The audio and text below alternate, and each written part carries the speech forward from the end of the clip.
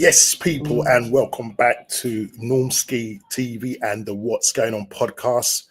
And may I say, please, if you're new, please hit that like button and subscribe and share if you are new. And thank you to those that have subscribed in the last couple of days. And we have not a lot to talk about because normally during international break, the content is limited. And so we have to be picking up the scraps, what's around. But listen, there's some decent scraps to talk about. And we will be discussing this with Mr. Big D. Hopefully we'll have a couple of the other guys on to chew through the cud that is, what's being churned out through the media and what's been happening in the lives of players. So, as I said, people, please hit that like button, subscribe and share if you are new on the road to 400 subscribers. And I need your help to get there. So big up to all of you that have subscribed. But listen, I'm going to stop talking. As you can see behind me, it's not in England. I am in sunny JA. And again, a big thanks to the Bells for allowing me to go live from their lovely property. Absolutely beautiful. They've looked after us beautifully. So big up to the Bells for allowing us to enjoy such a special stay. We are going to get into it. So without further ado, I'm going to bring in Mr. Big D. Yes, sir. How you doing, brother? I'm all right, mate. You're good. Is it nice and warm over there for you? Man, it snowed yesterday. I was like, get out of here, man. I woke up and I'm not telling you, I said, nah, what are we doing here? But yeah, apparently, it was worse further than what's known. Yeah, we've really experienced a few. Well, I wouldn't call it snow. I wouldn't call it snow, but listen, it's as I speak, it's 29 Celsius out here right now, mate. That's the one, And I'm not looking forward to coming back. I've got a few days left before, I take that flight back to sunny England. I've been hearing from the family members and friends. Yeah, it is pretty chilly over there at the moment. Yeah. Obviously, the further north you go, obviously settled heavier. You know what I mean? Yeah, I think was it up in Scotland and Wales? It said it settled a bit. Yeah. But even north of Birmingham had it quite heavy. Probably I think it turned into sleet, so the rain started to melt it. But if it had frozen over, that would have been a problem, man. Yeah, man. Yeah. So it just seems strange because. You know what I mean? Because now my body's so getting used to the heat and everything. Oh, and then, to come back, boy, I don't know how I'm going to cope. But listen, I must cope somehow. That's what I've got to say. We dropped to, like, last night when I'm on the road, it dropped to about -2. Whoa. Yeah, I was like, let me just get off this road here, man. And when I got back to the office, the car frozen over. Like I left it there for a week. I said, yow. Yeah. But look, listen, as I said, it's the International Week D, and it's not really a lot to talk about. When it comes to the International Week, we're kind of scraping around for crumbs and scraps off the table, of the media table. But listen, there are some scraps that we can get our teeth into, and basically just to look on the menu this evening of what we're going to be speaking about, and I sort of put out something a couple of days out to you guys on the menu of what we're going to be speaking about. And as you well know, Arsenal, I think, are embarking on becoming the biggest stadium in London. I've sort of I've no probs, Jay. No, Jay can't make it tonight. No probs, bro. Yeah, I just saw the message. I'm sure, they need to increase the stadium size. I think at the moment, currently, I think Spurs has the biggest seat capacity stadium, over 62,000 seats. Arsenal on I think 60,000 or whatever, and they're looking to increase the stadium capacity by 20,000 to an 80,000 seater stadium. Now, this is a proposal that Josh had been muting about and been talking about. And I suppose the question I'm going to ask is what will it, this do for the club going forward? I've got my thoughts about the whole expansion of the club, or the actual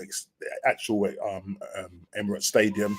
Look, at the end of the day, it's good that we are expanding and making the stadium bigger and all of that, because it brings in match day revenues. And I'm thinking that with this, if this does go ahead, you could be looking at match day revenues or over a year of over 130 odd million pounds in the coffers, which is a lot of money. And I know Man United, under the Ineos group, they're talking about 100,000 plus seat stadium, to be the biggest stadium and state-of-the-art stadium in this country, and also probably in the world, but not the biggest in terms of seating capacity, but in terms of the state-of-the-art.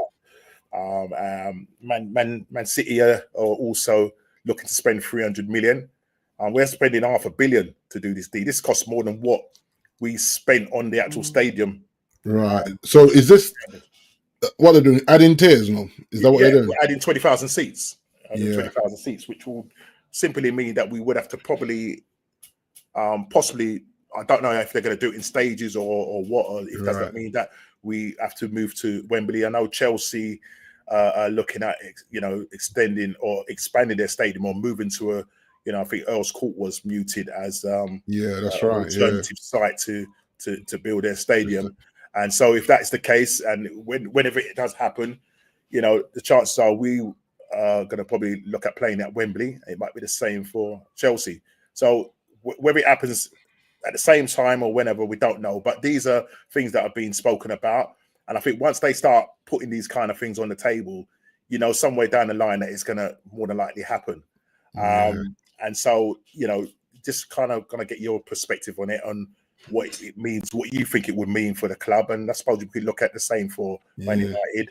And the other one is, can Ruben get the best out of this current squad without spending like Erik ten Hag? I heard and was reading that, he's not going to get kind of spending money that Erik ten Hag got, who, over the 3 seasons that he's been at Man United, spent over, 600 plus million? Yeah, I mean, nah. So we'll come on to that. And also want to just be previewing the upcoming games for this week, and some big games, especially for Man City. Big pivotal game for them. They're going to be playing at home to Spurs. And obviously the news that's dominating as well, which we will talk about. Some people are happy about the fact that Pep is extending his contract for an additional year, with an addition to actually extend it by a further year. So it's an extension to 2026. It could take him to 2027. That means he'll be at the club 10 years plus. The question I was saying about, Man City, and you might see in the thumbnails that can Pep stop the rot? They're losing 4 games in a row in all competitions, and he's not boding well for him right now. It's kind of new territory for this guy. So we will be looking at, and then if there's any other business that you want to discuss, like Mike Tyson, we can touch on that. But let's go into Arsenal, and the fact that they're looking at trying to increase the stadium size to 20,000. And I suppose the question is, what does it mean for the club, D? What do you see? Do you think that they've got their priorities right? Because when I look, let me first say this. The Cronkies have spent money in terms of, giving Arteta money in the 5 years that he's been there, over £700 million. Now, the question for me is that, yes, they have spent this kind of money. Are they just happy with, just competing and getting top 4? The other thing that frustrates me is that the fact that we have had this money, and it feels to me that it's been wasted in areas where we needed to improve on the side. And so, yes, by all means, go and expand off, the pitch in terms of with regard to the stadium and upgrading it and so on and so on, which will bring in more money. But I'm looking at this now. I look at this club. If we go ahead, 80,000 seats, and I'm looking at us, and we won one FA Cup title. I don't know whether we're gonna push on any further than that, and that money of 500 million, which is $500 million, is that worth investing that really on players on the pitch? What are your thoughts on that?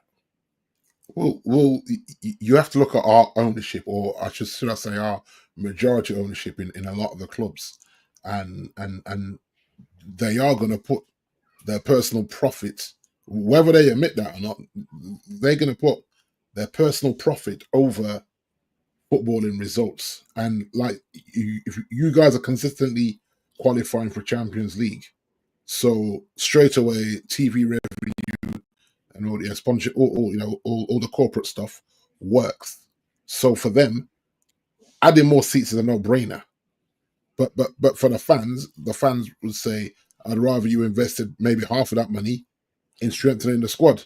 Yes, Jay. in strengthening Irie from the other part of the house. That's all right, man. Yeah. And so you and me will say we both need strikers. Ineos, the Cronkies will say, well, if we can, in our case, build a new stadium, in your case, extend the stadium, that revenue will eventually allow us to strengthen the squad better. But it's a results business, Norm, as you know, and the fans get impatient. I mean, we now have to be impatient. We have to be patient with a new manager. With you guys, I think the patience would run out. It's like Arsenal need to win. So it's probably the last thing that the fan base wants to hear is that, oh yeah, there's 500 million miraculously appeared to add 20,000 seats to the stadium. Yeah.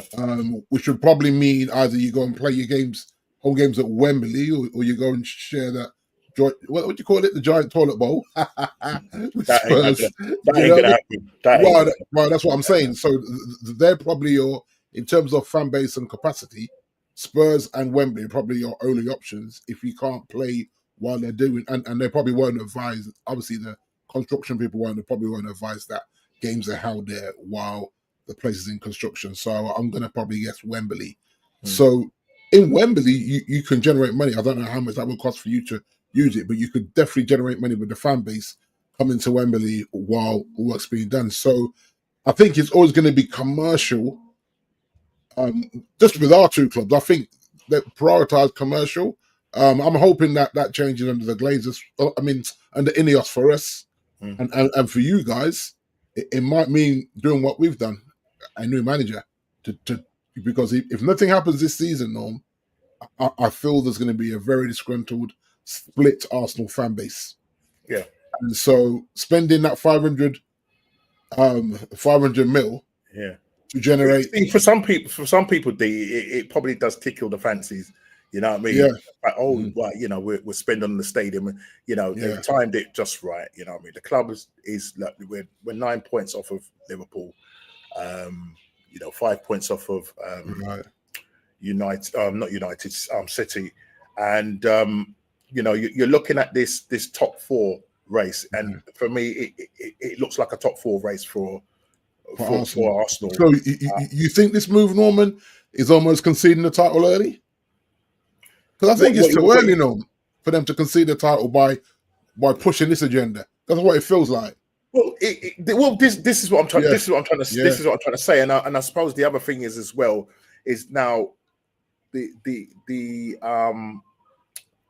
the agenda now will be, well, it's a new project, new stadium.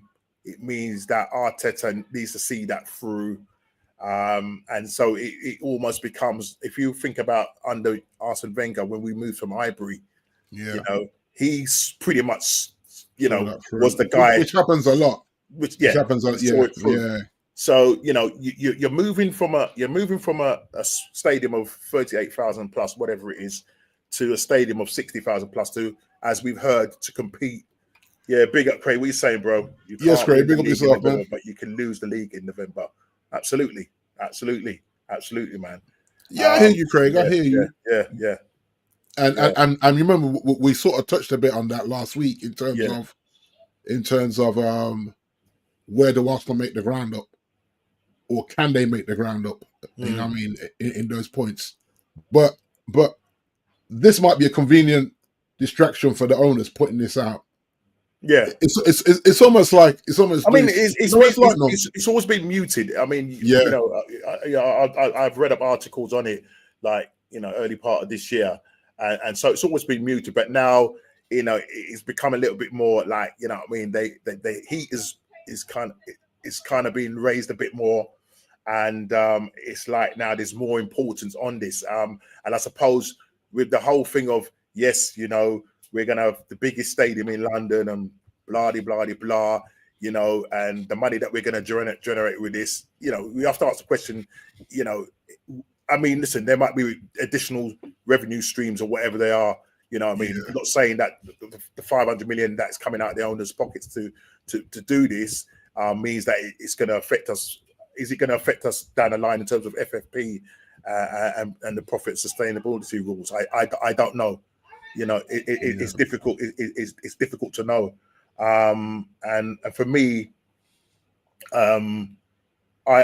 it does, as you said, it seems like it's like a distraction because of where we are and how we are, you know, we are playing at the moment. You know, it kind of taken us away from that. But, you know, the fan base needs to make more noise concerning this. And it just seems like it's another project on top of the 5 years process that we've, you know, or phases or whatever you want to call it now. Do you know what I mean? And so you're going to get this case of, yeah, you know, how long is it going to take to increase the stadium? How long is it going to take and whatever? And that, you know, Arteta will be the man to see this through.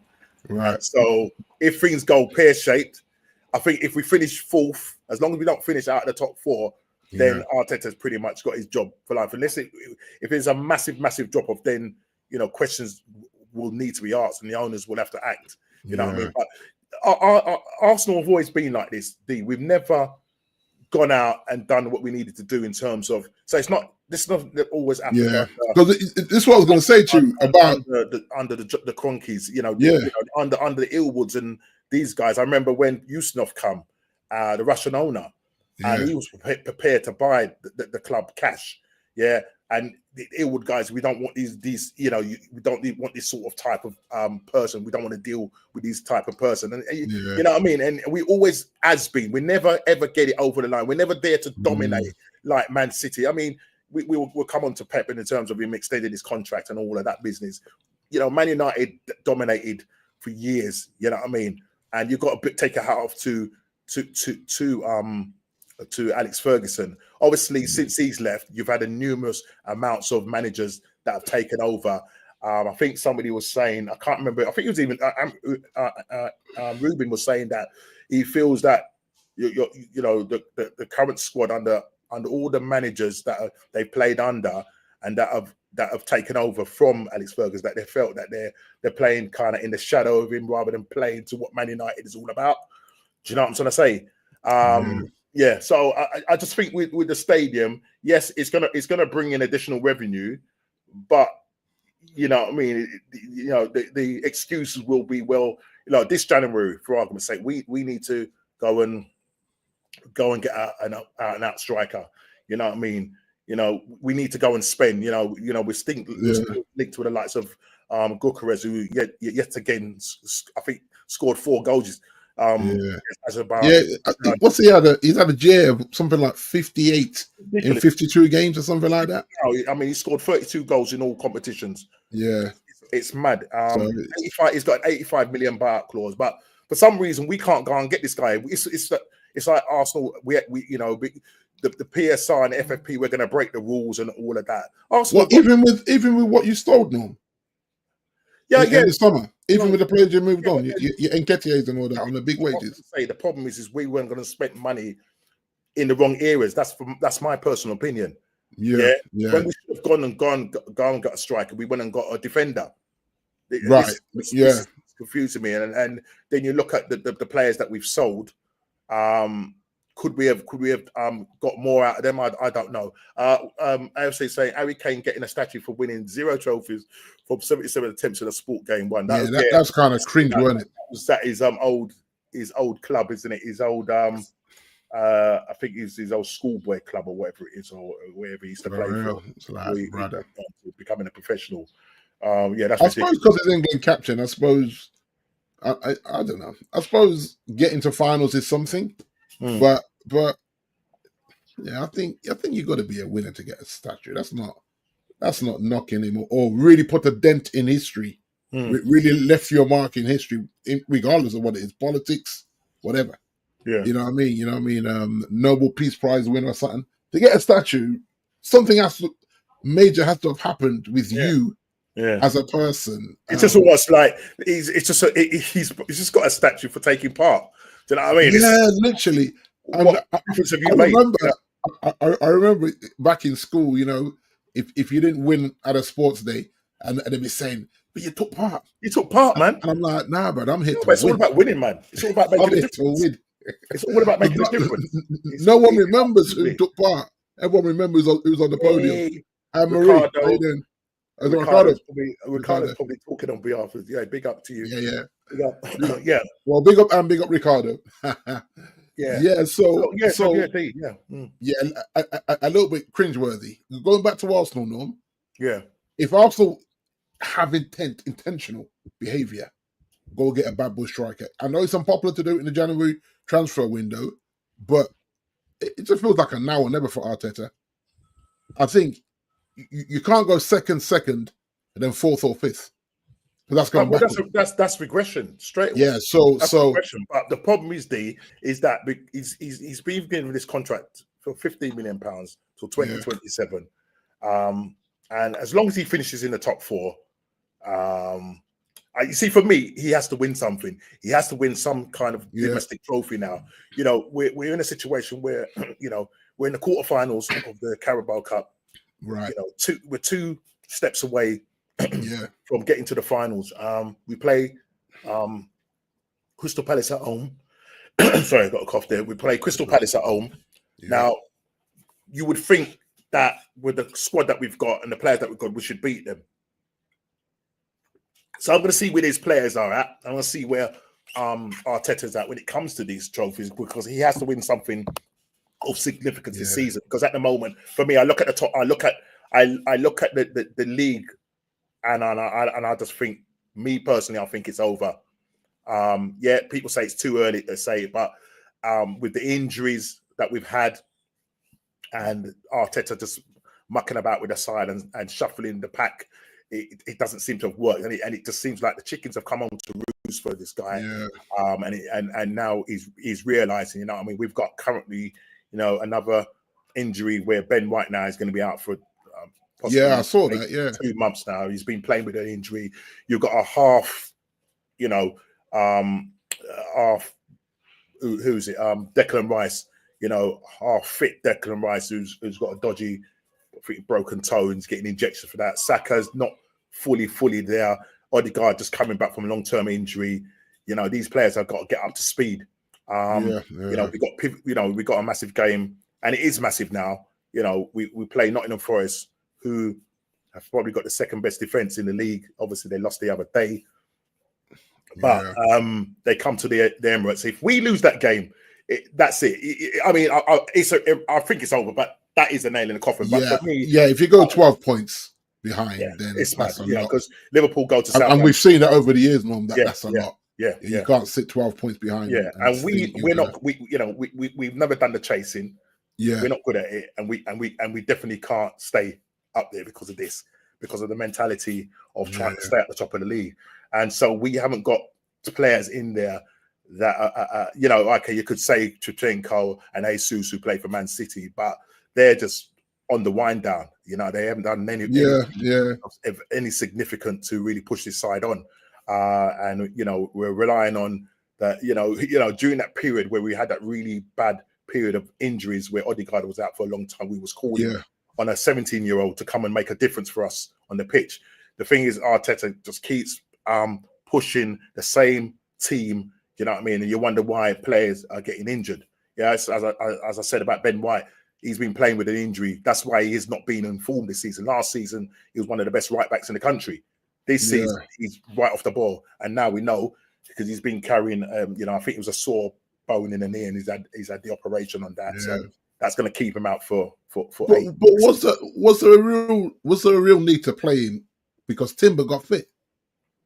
Yeah, well, you see, the thing is, with Timber, you had to ease him in because of the he had that long layoff with the ACL, and a couple of times you see where his body broke down. That's because he hasn't played. He's not up to that match thingy. Listen, I mean, we've got players coming back. California should be back, but now with Ben White now being out for 2 weeks, probably till after Christmas, he may end up playing Thomas Partey as a right back. And listen, if he does play him as a right back, we're going to be up against Austin Adoy, and you got Malanga on because what Nottingham Forest will do is just sit, soak up the pressure, and then just run.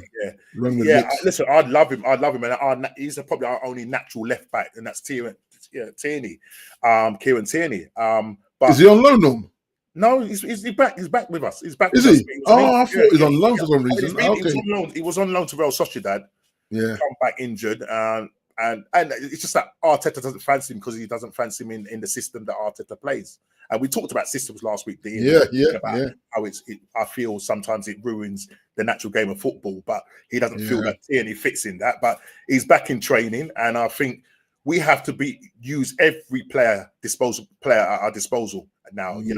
Because if you keep going with the same players, or you keep trying to shuffle the pack, to make things work, which are not working, then you'll see the outcome of it. Do you know what I mean? Yeah. And as I say, going back to investing in the stadium and that. How about? I think somebody said, how about investing that money in players? I just said, Gyökeres, 85 million buyout clause. We're talking about. We're linked with Kudus. We're linked with. From West Ham.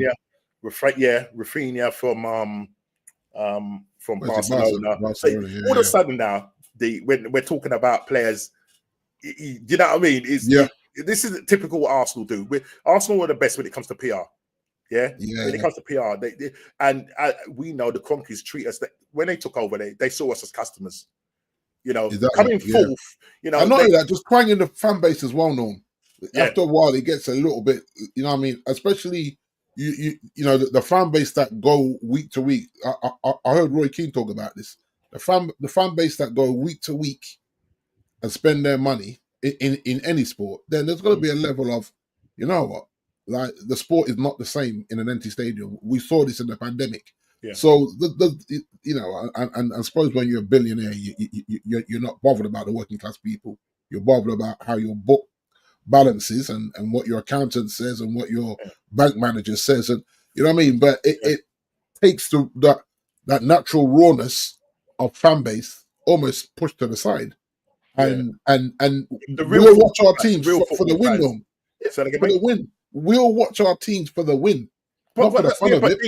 If you break it down, that's what I'm to say. We're gonna, this whole thing of system football. We've gone away from what football is all about. There's 22 players on the pitch. One football, as my dad would call it, a bag of wind. Yep. 2 onion bags either side. 4 flags. A referee. Couple of linesmen. Now they've brought in VAR. You know what I mean? Goal line technology, which I don't mind. I don't mind the goal line technology. Don't mind it, but it's the people operating it. It's become so. What's the word I'm looking? I can't even find the word. I'm looking for it, but it's just. It's just become so PR and it's commercial rather than commercial rather than natural sports. It's very commercial now. I mean, this what you're going to start having, Norm. Is the whole purpose is to put the ball in the back of the net, and how you get from A to B. How you get from A to B, but then you've got all the other things outside of that, all the other noises coming outside of that. Social media is part of all of that. Oh yeah, I'm about to say that. Well, we saw it with the boxing. Social media Yeah. Sold that boxing, you know what I mean? Yeah. Sold them seats in the stadium, sold new subscribers to Netflix. Yeah. And you know, I envision a day where you'll go to a live game, mate, and you'll have a halftime show on. There'll be a band there. No, There'll be a band or if you dancers or look at something. owners, no, but you're right. No, but if you look at our owners, yeah, Yeah, American owners in America, in American football, American yeah, football, basketball, all of it. Yeah, yeah, you know, you have your halftime entertainment, that's right. Yeah, yeah, and American owners, unfortunately, you know, our club, your club, a number of other clubs, you know, when you saw Roman, listen, when Roman Abramovich took over Chelsea, all he wanted to do was win. Was win. That's Yeah. it. Yeah. Todd Bowley's taken over it, and the club has gone a totally different direction. He's looking for thrills, isn't he? Yeah, Thrills and excitement. Thrills and excitement and the blah blah blah. As long as you give an entertaining game, don't worry about where you finish and whatever. It's just as long as you have an entertaining game and blah blah. And we heard the whole thing of top four is like a trophy. Arsene Wenger came out of that. So as long as you finish in the top four and you entertain us, and then there's all the other things about maybe playing games abroad and so on and so on. This is the American model that's infiltrating the football. Why the NFL comes here, no? Yeah. That's why the NFL comes here. It's all. I wouldn't be surprised, D. It might happen, it might not. When your stadium is like all done up, I'm sure they're going to look at the commercial aspects of that and where they can definitely look at more money than there. So the fans become second. The fans are second thought for them. You know what I mean? And listen, 21 years now, D. We've not won a Premier League. Yeah, and what frustrates me is that, you know, if we then go ahead and create this stadium, 80,000 seater stadium. Second, at that point, if Man United have not done their stadium, we will have the biggest stadium in the country. Right. We will definitely have the biggest stadium in London. But I'm looking at us and thinking, well, if we was told that we was moving from Highbury to the Emirates to compete with the likes of Bayern Munich, likes of Real Madrid, I've not seen that, D. I've not seen that. And so it feels like we've been sold a story, and unfortunately the story has not concluded. It's not concluded. We just seem to be going round and round and round. And as I said, it's just filled with a lot of PR stuff. And now you have this where, yes, we're going to spend 500 million, $500 million. I'm thinking, well, if you've got that kind of money, how about investing that in a top class striker? You know, we're that close.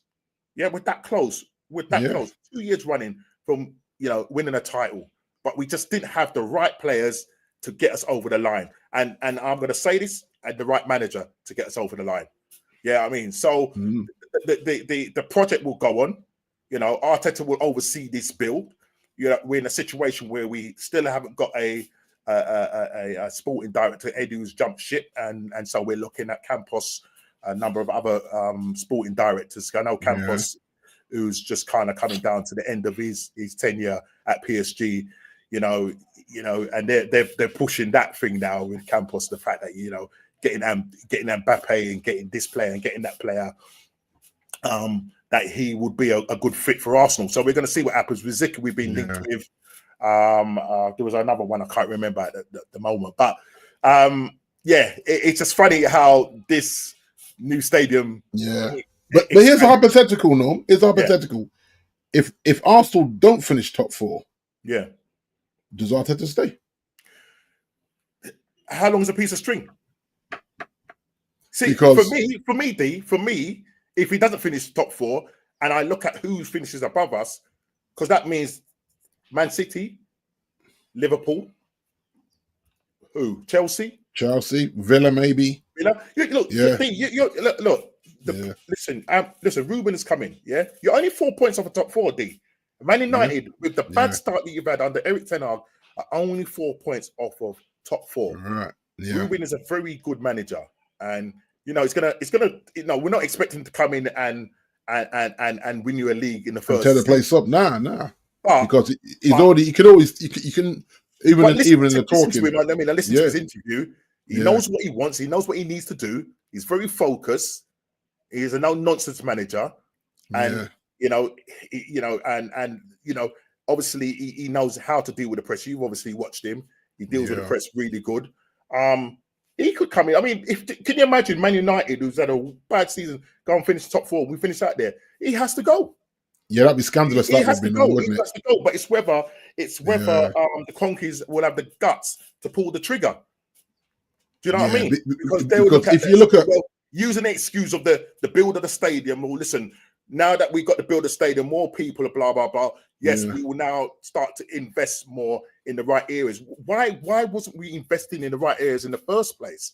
This is the question I keep Yeah. asking every year. It's to say the last time we had a proper striker was Aubameyang, and when we sold him, we gave him away for gave him nothing. away. Yeah. They wanted him Barcelona, gone, didn't who evidently he wins a league with them, they then sell him to Chelsea for 12 million.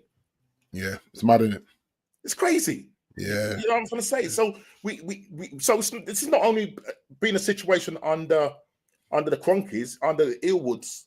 It's been like that. We're always almost there. We never ever get it there. Yes, we had that little period of time where we done the league double. We went unbeaten for a season and whatnot. But we haven't been consistent like Man United. Yeah.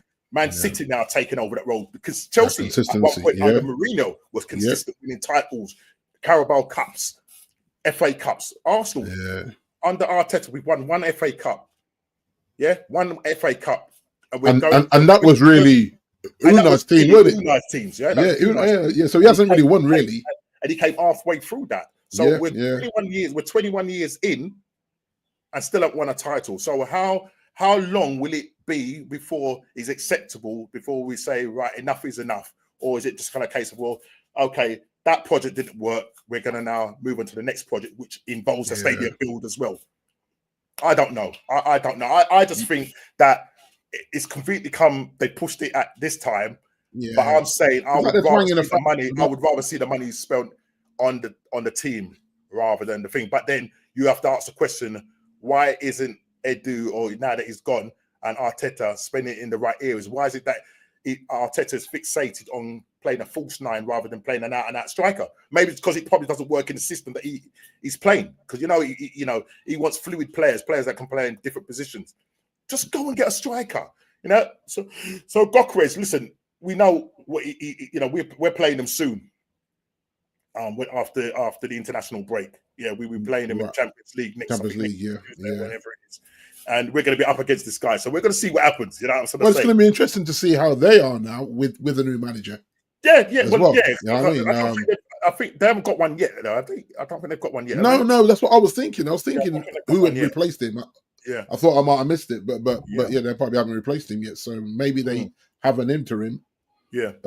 But then, I suppose we've done it. So you can. It's not like they sacked a manager. They just lost. They gave up a manager, which is always interesting when a team does that.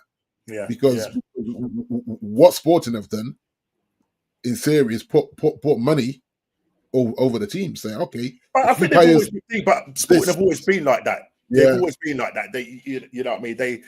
They'll get players in, develop them, and then look. Bruno was there, wasn't he? That's right. Yeah. Who was there? Nani was Nani there?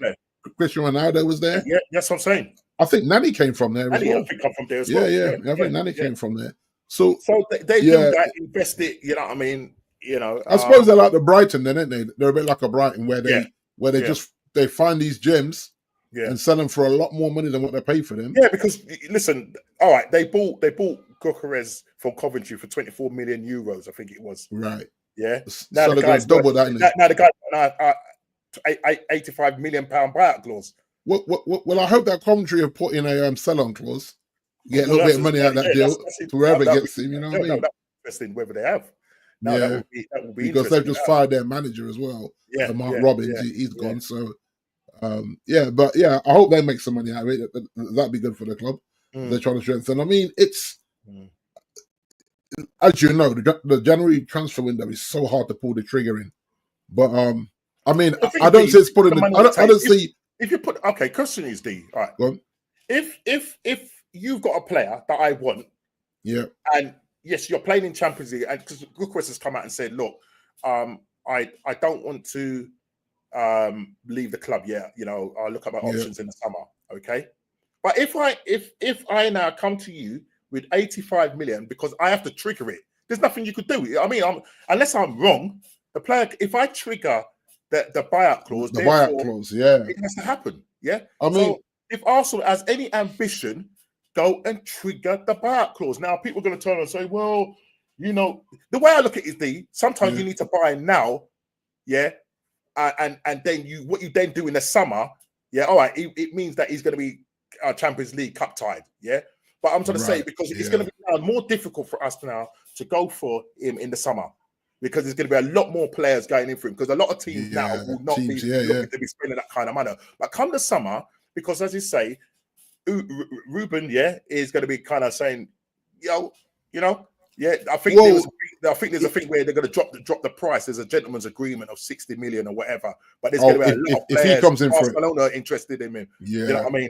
There's going to be a number of players that are Chelsea. Yeah. You know what I'm saying? So it's going to be harder for Arsenal to do it now. And I think if we have got the money there and we're using this excuse, I mean, listen, no one has seen the Arsenal books or know what their books are.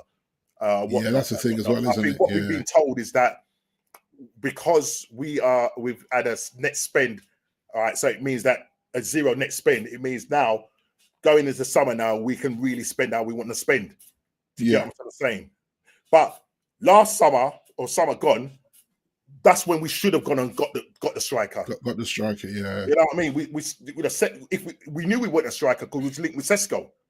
And then he didn't want to come. He wanted to, because he inquired to see whether he would get game time and be not playing behind Havertz, who's not a 9. Havertz is not a 9. He's not a natural 9. But we spent 65 million and Arteta shoehorned him in that position to make it work. But then when you now get injuries to Odegaard, you're seeing Havertz now playing out of position. You've got nobody to hit a target. You've got no target man and nothing.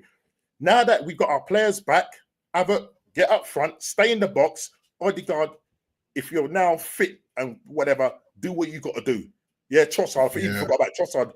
I don't know what the injury is like for Trossard. Oh yeah, Trossard. I heard that he's injured as well. But I think, Norman, as well. You see, when we were talking in the summer and the whole narrative that he didn't quite fancy Ivan Toney because of attitude. Even though the guy's proven he's been away with England as well, so his stock was up. And so you look at that. I said the same thing for me. I'm taking Ivan Toney over Xerxes. I'm not knocking Xerxes. Xerxes is not a natural goal scorer. He's more of a goal creator. But we lack goals. So I'm like, to not look at Ivan, I just think, that was naive. There's no way he should be playing in the Saudi league.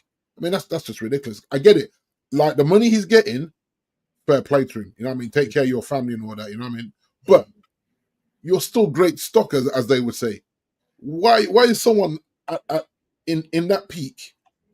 Yes, Junior Martin, big up yourself, bro. Doing the Saudi League when he was an England international and has been in the Premier League for what, 5-6 seasons now with Brentford, maybe longer. I'm not even sure how long they stayed up. So I look at that and I say, we dropped the ball. You guys dropped the ball. Would you have taken Victor Osimhen? No, and I tell you what, I know you can't go off. What I call it, tournament football. Yeah, but I don't know. Something's amiss with him, though. I know he needs a lot of chances to score, but he's doing quite well. He's doing quite well for is he Fenerbahce? Is it Fenerbahce's? Is he I think he went to Turkey, isn't it? Yeah. Is it Fenerbahce? I know it's a Turkish club. I think it is Fenerbahce. I think it's Fenerbahce. Or is it I can't remember. I mean, there was a lot of hype. And you have to remember as well, they were trying to really overprice him. And I think that put a lot of people up. And then when they realised they couldn't flog him, I don't think the Turkish team overpaid for him. I don't think they overpaid for him. No, he took him on. He's on a loan there. It's just loan. He hasn't bought him out right. It's not a loan to buy, though, no. So no, there's no obligation there. So basically, I suppose no. I don't think any of that is there. He will go. Well, that means you lot should put him on loan, then, Norm, or us. If you was on loan, what I'm trying to say, D, both our side needs natural goal scorers. Yeah, Osimhen is a natural goal scorer. Some people would say, yeah, well, I've seen him at African Cup of Nations. He didn't look all that, and he needs lots of chances. But listen, he done. Listen, all right. I think he scored twice when they played Spurs. He's going to get a lot of chances at Arsenal, Norm. Europa, but you guys are a creative team. Yeah, exactly. He's going to get the chances at Arsenal. Exactly. So and that's like a non-argument, isn't it? Yeah, and I know the chances. Will score more goals than you score more goals than Kai. I don't know why people think that Kai Havertz is better than Victor Osimhen. Yeah, I've heard people say that Kai Havertz is better than Victor. I think it was, who was it? I was reading. What's the guy? The guy that said we need the guy that used to play for Watford, the Watford captain, Troy Deeney. Troy Deeney. Yeah, he was saying that Havertz is better than Gyökeres. Is it? He must be on his podcast. He must be on Arsenal's PR list. You know what I mean? Is he not? Has he not seen what this guy is doing this season? I suppose, obviously, someone's paid him to say that, isn't he? He's probably on someone's books, isn't he? He's on someone's PR books. There's no way. So you have putting them in the same bracket. There's 2 strikers there, 3 strikers. Yeah. I just said, what's the name? He's gone. Tony's gone to the Saudi League. Yeah. Everybody was linked with him. Every Tom was linked to him. Now, all of a sudden, he's there, right? You got, but Norm, even you're gone. Even Wissa is better than Xerxes and Haaland and Brentford. Not being funny. Yeah. And Mbowe as well. They're better finishers, Norm, than what we've currently got. I'm not saying, come into United and the pressure won't get to them. But what we're seeing them do in a so-called lesser team, they got 2 better strikers than we have. Brentford. I mean, let's move. I mean, listen, we talked about Arsenal and the what are we doing here, no? Increase and whatnot. All I just want Arsenal to do now is, we need to focus now on the next games. Look, I mean, for us to get anywhere near, we have to go on a winning streak and not drop any points. Now, next 6, 7, 8 games. Now we need to win all of those games. You get me? Yeah. And if the thing is, I suppose when you come January, if the gap is still 9 points, I would be conceding the league, bro. And the thing is, we always Chile go. On other shows, boy. You should get your bottom on this show. I want to talk about Mr. Bentancur.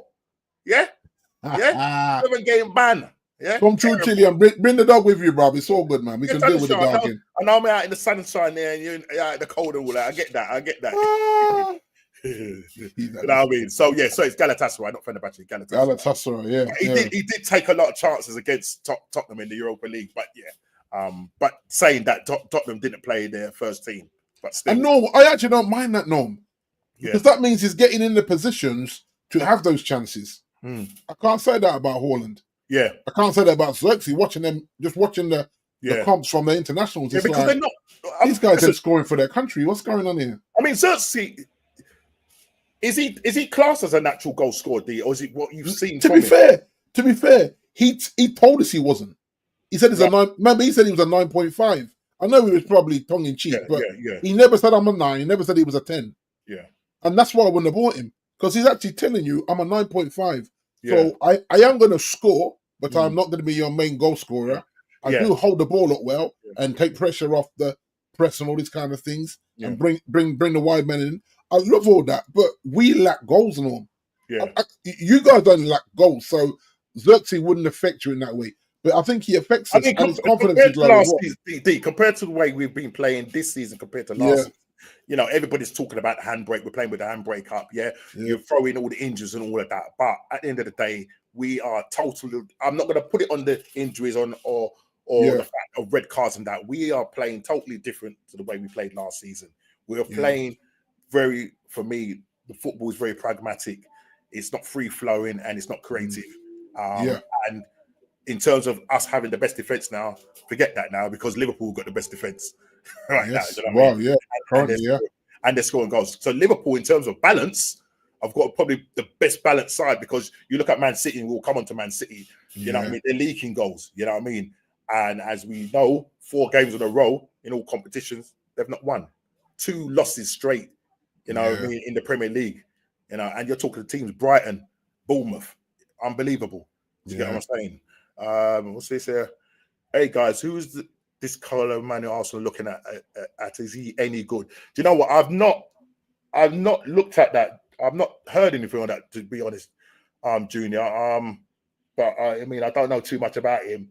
I don't know if anybody in the chat knows about him. We've been linked with the there's talk about us being linked with the Real Madrid player. I did see on our chat. What's his name? Let me just find it. Real Madrid. I can't pronounce his name. Goulier. He's only 19, kind of in the role of Odegaard, but he's not getting much game time there. He's only 19, and there's a possibility that we could take him on loan. But maybe that would probably be cover for Odegaard. But then, if he's not getting much game time with Madrid, is he going to want to come to Arsenal? To sit on the bench again? Yeah, I don't know. So yeah, Junior, to be honest, I didn't read on that. But if anybody knows anything about that, please put it in the chat and let us know. You know what I mean? Please put it in the chat. But yeah, so just going back to what we're saying. What was it? Where was we with regards to? So we're talking about the strike. We're talking about the strikers that we could have got on loan and sat on our hands and are playing in what we consider to be lesser leagues. And so one, you got to look at the scouting. Two, obviously, because the thing is, as you know, like if you do a loan deal, unless this guy is a real, like everyone's after this guy, the loan is probably going to be like 10 to 15 million euros, if that. So it's not like loads of money. It's not like 80 million to get someone on loan. And so I look at what teams need to stay relevant, which is a whole thing in terms of Champions League football and the money that it brings. And I don't understand why we don't do these deals. I don't understand why you guys didn't do a better deal for a more experienced striker, and for us to get an experienced striker, so the younger two can hopefully learn off that striker. Yeah. And then like I said, I feel like Brentford got two better gunmen than we have in Wizard and Burma, which is ridiculous. I mean, if you look in terms of the backup of what Brentford have got compared to, say, Arsenal, yeah, because as I said, if Havertz gets injured, Jesus ain't doing anything. No. We've brought in Sterling, but he's not hit the ground running. That's another problem. That's who I would loan out in January to free up money. You know what I mean? Or even sell Jesus. Like, I got to cut him loose. If I want to win the title, I'm cutting him loose and saying, right, he's gone, wages are gone. Argument's sake, you get what, 20 odd million from 25, 30 million max, whatever. That's still money you can do to a Bucharest if that's what Arteta wants. But you remember we spoke about big names and big characters, and you were saying, Norm, you wonder whether he can handle that, a big character striker. You just think, I think it's now or never in terms of. I know Jason then was telling me, nah. I still think right here and now, 9 points is not enough to concede the league. Not in terms of what you've done over the last 2 to 3 seasons. But I do get that when a team is flowing like Liverpool is, and a team like City can flick. See, the thing is with City could easily just click like that. Yeah, that's what I'm saying. We are going to come at the City in terms of can Pep stop the rot and all of that. That was my thumbnail on that. And I think that, I don't think they will be in a rut too long. And I think, they can turn it around. Yes, Rodri is out, and I get that. KDB is just kind of coming back from injury and stuff like that. But I think what it is that Pep needs to figure out, once he figures out what he needs to figure out, they could easily just go on a 10-game unbeaten run and catch Liverpool and whatnot. Because say the winter season in terms of the Christmas period, that could affect Liverpool. We just don't know. Do you know what I mean? We'll have to see what happens. It's a lot of games, Norm. It's a lot as we know. And I think, you saw Harry Kane as well crying for to introduce back the international break, the winter break. Sorry. Yeah. Because of we haven't got the all the people that pulled out. That's what I'm saying. Arsenal have got that to fall on back on now. Last season we had that to fall on because the players could recoup and we came back. But Havertz had his purple Yeah. Point where But he scored 12 goals and we was battering teams and whatnot. But yeah, it because I seems think it's now we're not clicking at all in all yeah. departments. We're not clicking at all. Because if you look at like in this country, if you look at that Christmas period, right, it is so about commercialism, right? The whole we're playing on Boxing Day, we're playing on New Year's Day. It's a money thing, no?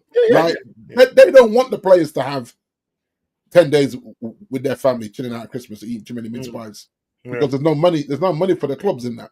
There's no money for Sky and all that. If there's no football, you see what they did last season. I think it would have hit everybody bad because if they did it all in one hit, where everybody didn't play it over that Christmas period, because what they did, they staggered it, didn't they? Staggered it, yes, that's right. Yeah. So you had one half of the Premier League having a play. That's right. And so what happens is that there were certain games where a team wouldn't play for like almost like 2 weeks, 3 weeks. Yeah, you remember? Yeah, it's just crazy. Just because how it felt, how the actual rota of the games fell. Yeah.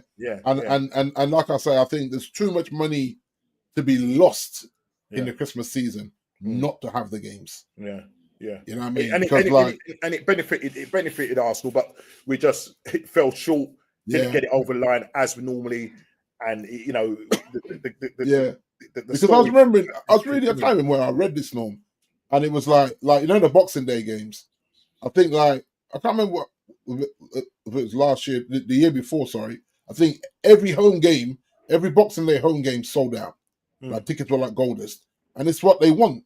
It's what they like because it's Christmas. So if you're not at work or whatever, you're not trying to get out of the house to go and watch the game, and everyone's scrambling to go to those games because of the whole hype of Christmas season and the games and how it does kind of shape the league going forward into January, plus the transfer window in January if you're going to make a move there.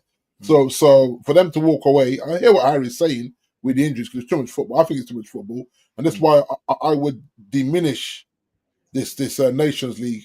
At least the South American are playing World Cup qualifiers, right? So the guys that have gone there to South America to play, fine, that's cool.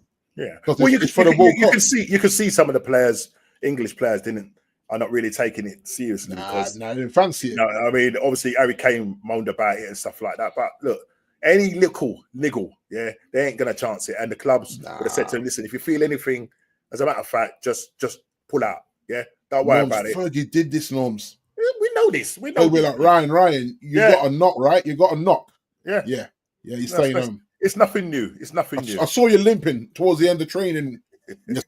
Honestly, your vest that you wear tells me you're in the red zone. You're about to get injured. So listen, let's keep it back for you say that, Norm. You see them with the iPad now, Norm. Yeah, and they're just tracking everything on the iPad while they're training. Yeah, I say, I know it's been around for a bit now, but I'm like, that technology is crazy, man. So you can see who's working hard, you can see what's going on with their heart rate. Who's running the most? Yeah. And I said, whoa, it's next level. There's no. We should say there's no hiding place on the pitch, but there's no hiding place in training either now. Exactly. And that's why people say, I know. And maybe that's what they base it on in terms of picking, their teams for match day. You know what I mean? Because they can tell who's running harder. You know what I mean? Their recovery, because they're looking at their recovery rate and all of that. You know what I mean? And listen, it's not easy. You might look at those players and think, "Geez, man, come on, give me more." Give me more. But bro, with some of them, they're running on fumes. You know what I mean? Even when we used to play ball, right, Norm, we used to try and coast in training, try and save a bit for the game. But sometimes the coach weren't having it. No. Like, now pick the pace up. You're like, pick it up. Too hard game because sometimes we play back to back at the weekend. Yes, Saturday night, Sunday night. Wow. By Monday, you can walk. Your legs are like lead. So when you're training the week, you're saying, we got a back-to-back one. So just say we came down to London, we might play 2 London teams in the league, Saturday night and Sunday night, and then head back to the Midlands. And so you'd always try and, I got to pace myself here, man, because when that cramp licks in, when your hamstrings start cramping up, man, you over. You have to hold bench because your legs weren't just, and you're trying to have the salt solution, the water salt thing, put a bit more salt back in your body. Yeah. So I get when players say, listen, man, like, especially on the heavy pitches as well, no? Yeah. Up north where it rains, them training pitches are heavy. Yeah. He said, I'm training on a heavy pitch, I'm playing the games on heavy pitches. Yeah. And so you're on the iPad telling me that I'm only, but watch me game time. And so I think there has to be a fine balance there between what the iPad is telling you and what the eyes know. Norms. I know what Norms can do. I'm starting Norms at the weekend. Yeah. Rather than he's pulling the handbrake. You kind of sort of just talking about fitness levels and running and all that. I mean, you look at Liverpool under Klopp, and I remember when Klopp first came there playing that rock and roll football, and players were just dropping like flies, cramping up, hamstrings were going and blah blah this and that, and they had to get used to the Klopp style of football. You know, that press football was mad. Yes, big up. Well, you say big yourself, my guy. Big up to you, brother. Big up. Yeah. Listen, hit that like button, everybody. Please hit that like button. I don't know how many people have lit the like button, but please hit that like button before you leave or whilst you're on here. Please hit the like button. Yeah. But yeah, so just talking about the level of fitness levels, and we saw that a lot under Klopp. You know, where the players were just dropping like flies. Now, I mean, I look at Slot now, and I think he's got a finely nice balanced team. Yeah, you know, in terms of the back four, the midfield, and that. And if they don't go like 100 miles an hour, it's like they preserve energy. Do you know what I mean?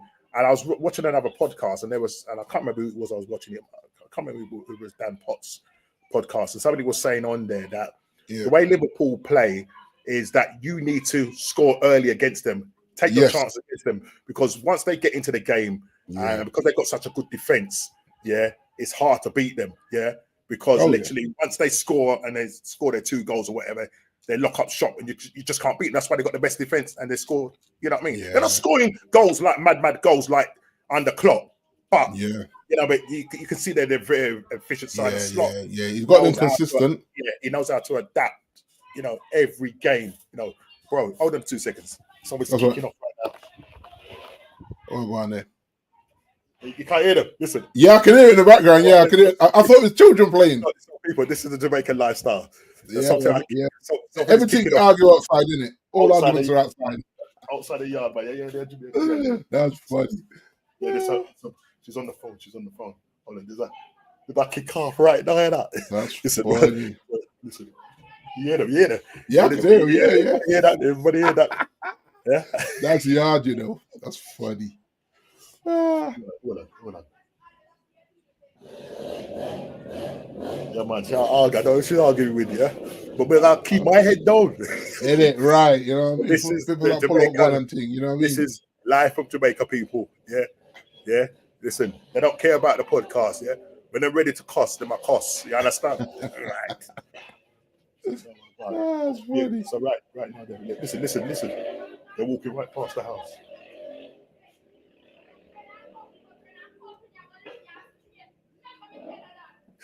That's funny.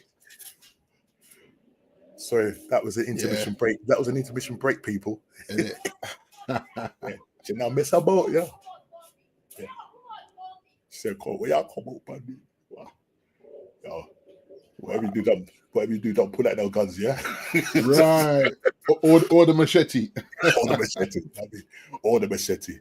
But so in terms of, you look at Liverpool. I mean, right now they look the most balanced side right now.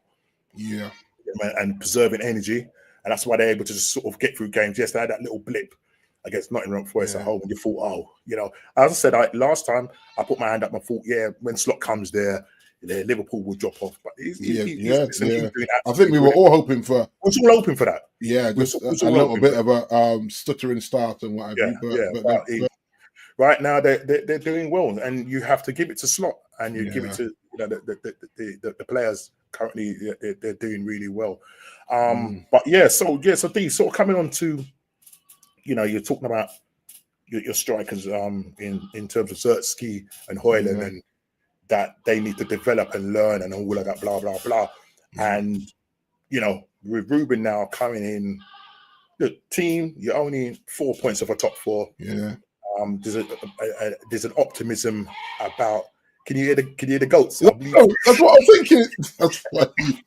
People, I really apologize. That goat in a curry, Norms, you know the ones. Tell me it's time to get curried, my friend. Hold on a second. Hold on a second. That's someone chasing down Hey, goats for listen, the curry, boy. right now it's kicking off around there. You got goats, you got woman cussing, everything. I'm wild, yes, sir. Yeah. So, sorry, Yeah. people. Sorry. Yeah. You know, there's an optimism and you know, about Man United with your new manager coming in. Yeah. But also it was said that, you know, that Ruben, I was reading that Ruben or Amorim won't get Amorim, shall I say, won't get the kind of money or spend that Eric Ten Hag had under his because last Eric regime. spent a lot. And to be fair, he has brought some young players in.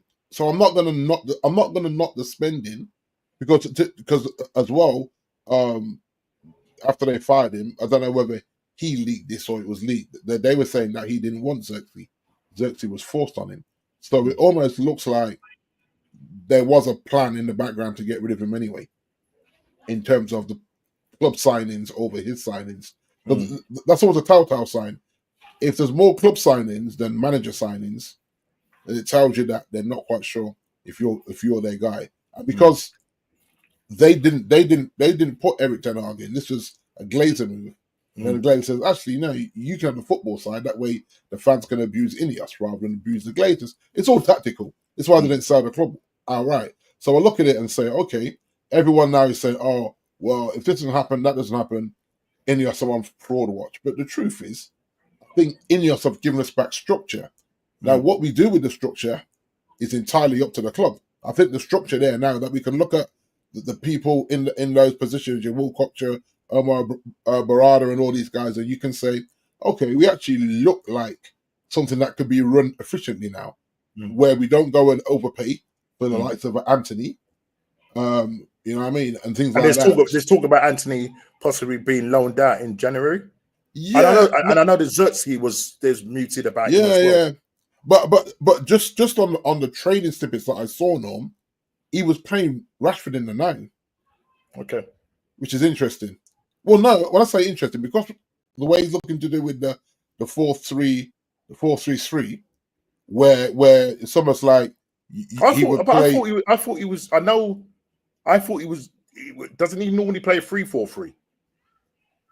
Yeah, sorry. That's what I meant. Yeah, 3-4-3. Yeah. So, but in that 3-4-3, the top 3 is like a number 9 and almost like 2 inverted 10s. Hence why Mason Mount was playing in there. Yeah. So don't be surprised if he starts. I know he's been injured, but don't be surprised if he starts Rashford, Bruno, and Mason Mount in the almost inverted 10s, and then have that back 3 playing Luke Shaw as a left centre back rather than a wing back, and then a Malacia or a Delo or Mazarari as wing backs. It's going to be interesting just by what we saw in the training videos, and obviously they just gave us, it was only about 6-7 minutes that they weren't trying to get, but enough. There was enough for me to say that Rashford may bench Xerxes and Højlund. Wow! Don't be surprised. Yeah. And he plays Rashford through the middle. Now, Rashford always said you don't have to play for him, and what's about off the left? But he left there saying, great session. Now, he's done this for every manager. He's posted that with Ollie. He posted that with Ten Hag as well. So I'm not even reading into that, but he said, listen, wow. So he's saying a great session with him playing in the 9. Okay. Right, okay. So very interesting stuff now. Yeah, but as I said, can Ruben get the best out of this current squad without spending like Eric Ten Hag? I think he has to. Because they're not going to give him the kind of level of spend they've had in the last 3 years. Do you know what I mean? So, I mean, I don't know what's going to happen in January, whether you're going to look at, you know, maybe going in for... I know you'll be linked with Braithwaite again from Everton. There's talk about Braithwaite. I don't know if that's going to be a... Yeah, well, that's what I'm seeing again, Norm. And I'm saying, okay, Johnny Evans is on a 1-year extension, so okay, so Johnny be gone. Which makes me think he doesn't fancy Harry either. If he's interested in Braithwaite, he don't fancy Harry either. But Harry does function well in a 3, though, doesn't he? That's right. That's what I think as well. He's actually better in a 3 because he's not going to get caught out with balls over the top. Mm. So he doesn't have to worry about his pace playing in the back three as he does playing. But is Luke Shaw quick enough? Because boy, he has got a bit of. I know he's got the injuries and stuff like that. But if he plays Luke Shaw at left centre back rather than left wing back, he actually saves Luke Shaw's body by playing him there. Okay, right. So don't be surprised if Luke Shaw and he may even force Leacher to play as the wing back. Yeah. Up and down rather than Luke Shaw because he's gonna look through the box and seeing that Luke Shaw has been more injured than Anthony Martial. That's the joke. In the time spent at the club, he's had more injury time than Anthony Martial. Make that make sense? Because the narrative tells you that Martial was injury prone. Yeah, but the facts tell you that Luke Shaw was more injured than Martial in their time together at the club. Now Martial's out. He's playing well. I've seen him play. He's playing well. Martial is. But go back to you kind of went like that with regards to with Højlund and Zertsky because Zertsky right now needs a kind of arm around the shoulder at the moment. He does. There's that talk about he hasn't getting much game time under Eric, and the fans are kind of probably being on his back a bit because I think now you've gone 16, 17 games. I think he's only scored 1 goal. But this, you remember this happened to Højlund last season? No one talks about this. He went 16, 17 games without a goal. Yeah. And everyone said, "Oh, he's young." No, it doesn't matter. If you're young enough, you're good enough. If they paid that money for you because they felt that you were the guy, and you come into it's a new club, but you go 17 games as a striker, not creating or being created for, however you look at it, then it's a problem for me. You can't cost me 70 or 80 million euros and I'm getting 1 goal out of you in 17 Premier League games. Like no one talks about that enough. Yeah. Is he playing Rashford as an out and out 9 or as a more So out and out 9, out and out 9. Okay. In training this was. Yeah. And then you see Mount and who was it? Who was doing it with Mount? Did you say Bruno? No, I'm saying Bruno's on the international, but he's rushing back. Yeah. He rushed back. He rushed back to training apparently. Wow. After watching that compilation saying, "Yo, I ain't getting dropped, I'm Bruno." So apparently as soon as they played their last game, he was out of there. I'm back to Manchester, mate. I put him the club captain, so I'll be shocked if Bruno don't start. But I think he was playing Ahmad, and then he was playing Anthony as a wing back, as a right wing back. Anthony and Malacia, and obviously he's doing that.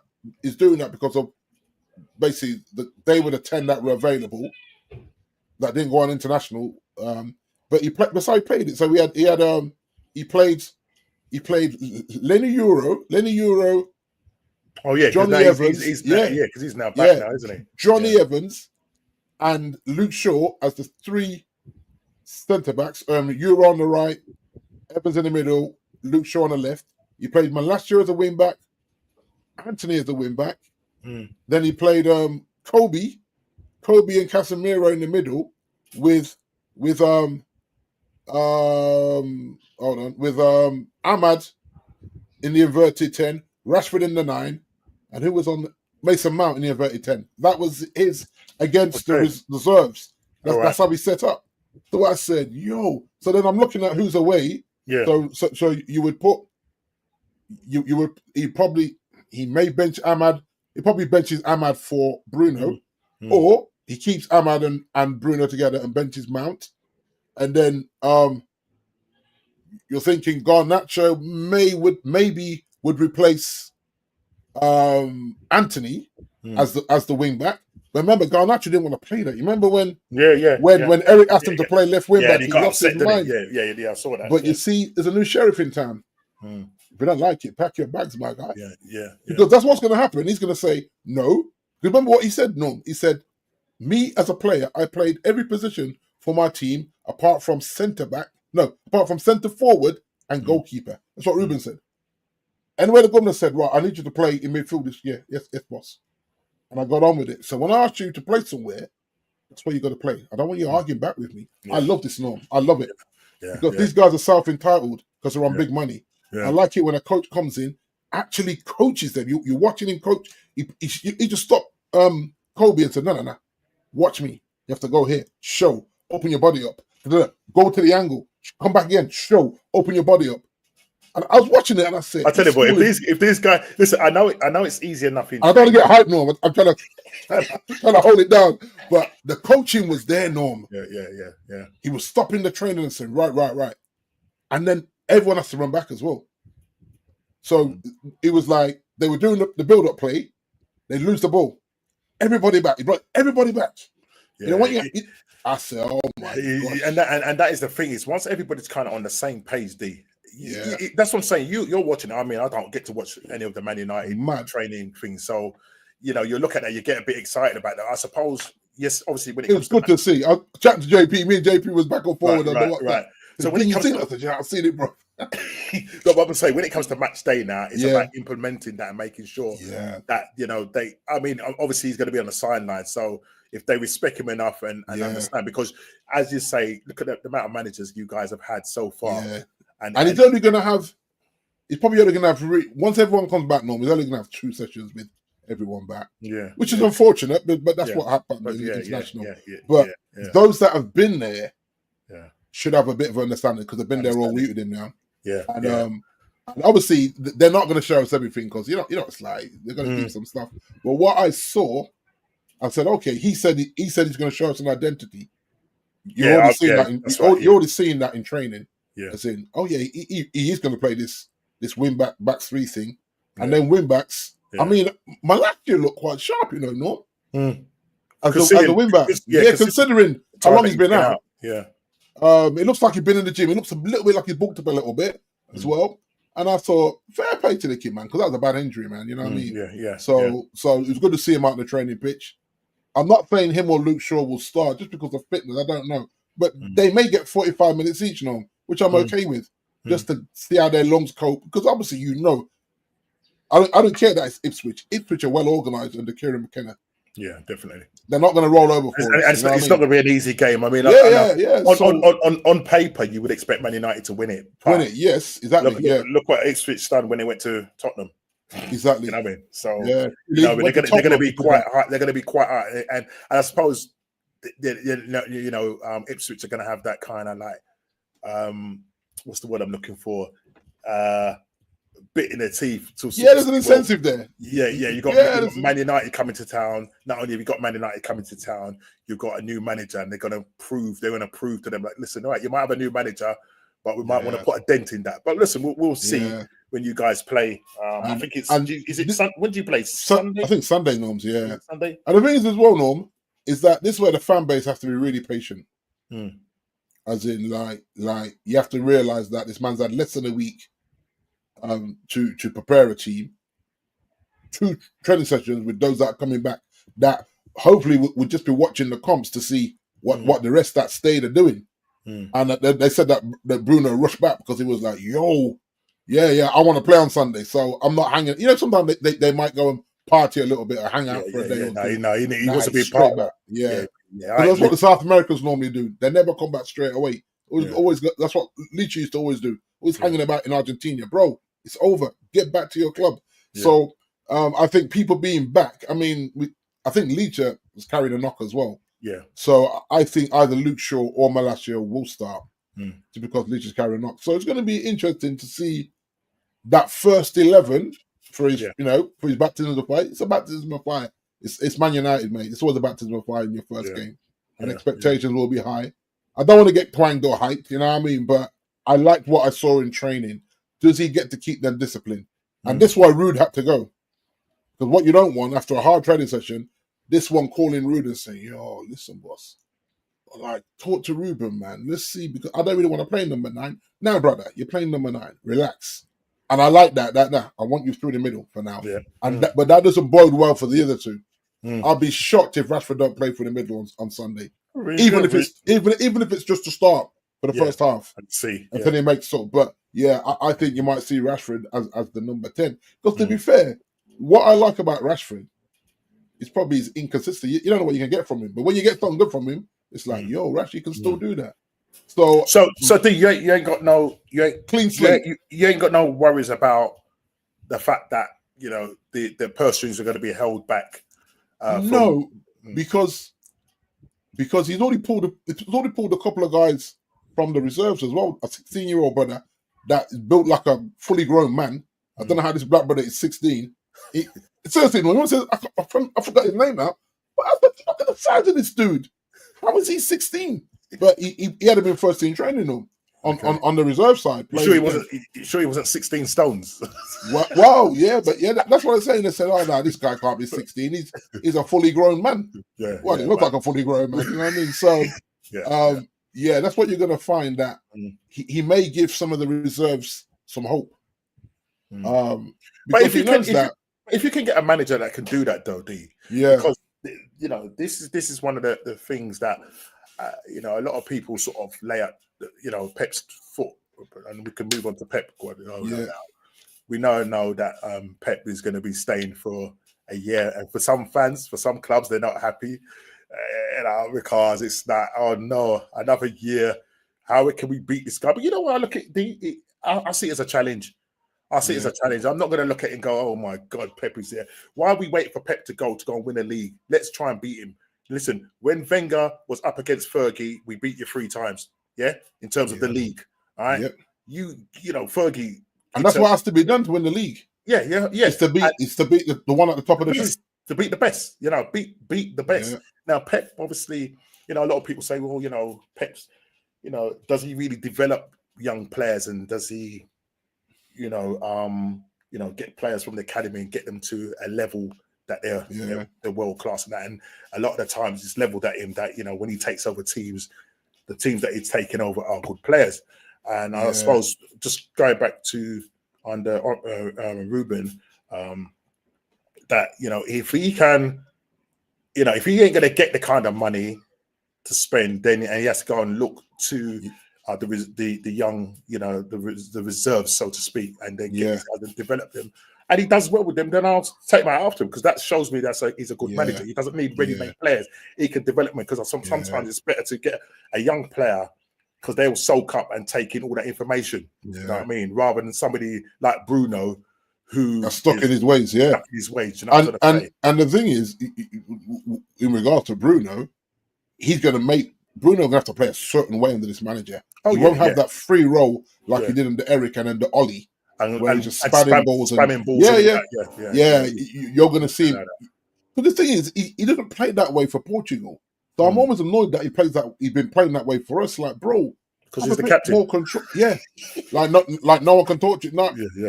When I see him schooling the other players on the pitch, I said, bro, do you not see how wasteful you are?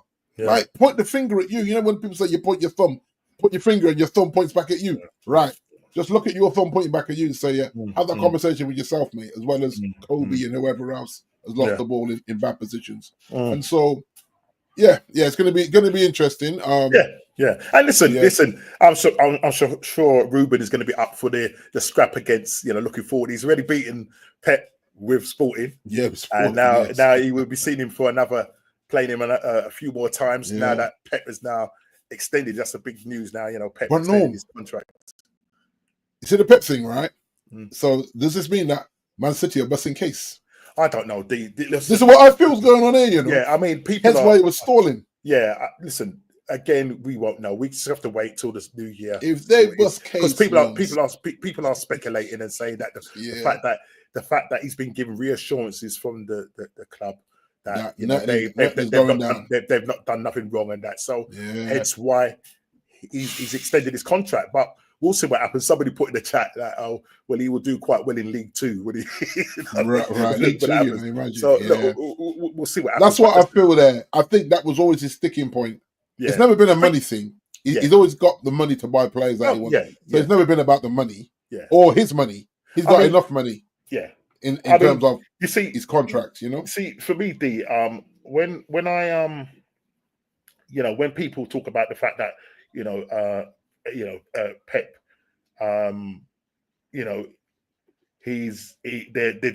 some people are disappointed the fact that you only got to kind of look at his record here since he's taken over from Man City. It's healthy, six Premier League titles, 2 FA Cups, 4 EFL Cups, 1 Champions League, 1 UEFA Super Cup, 1 FIFA Club World Cup.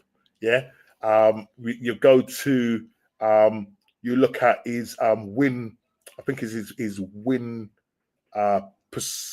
Points tallies. Yeah, this is his points tallies. Yeah, and I don't know if you can see that. Okay, but his points tallies is Manchester City of 315 played.